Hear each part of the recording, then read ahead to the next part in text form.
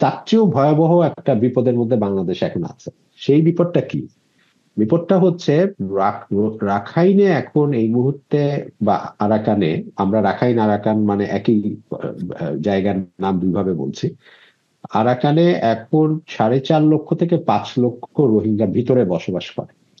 Statistics যদি নেন, এমনকি সরকারি স্ট্যাটিস্টিকেও 2023-এর সেপ্টেম্বরের পর থেকে এখন পর্যন্ত 70,000 রোহিঙ্গা বাংলাদেশে প্রবেশ করেছে নতুন করে। হুম, হুম, আপনি ওই 1.2 মিলিয়ন বাদ দেন।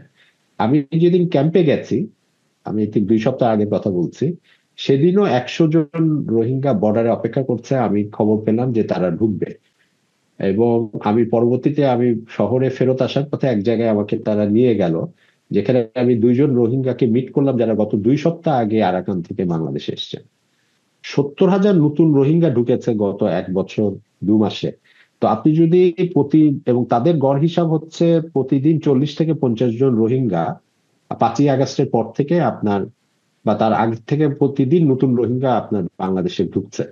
আমি কোট করে করছি না, খুব গুরুত্বপূর্ণ শরণার্থী বিষয়ক একজন কর্মকর্তা বলেছেন আমাকে যে ওনারা এগুলো জানেন এবং ওনারা মানবিক কারণে এগুলোকে বাধা দিচ্ছেন, এবং দেওয়ার কথাও না। বাংলাদেশ একটা মানবিক রাষ্ট্র হিসাবে এই লোকগুলোকে, কারণ আরাকান আর্মি তাদেরকে মেরে ফেলছে বিভিন্ন জায়গায়।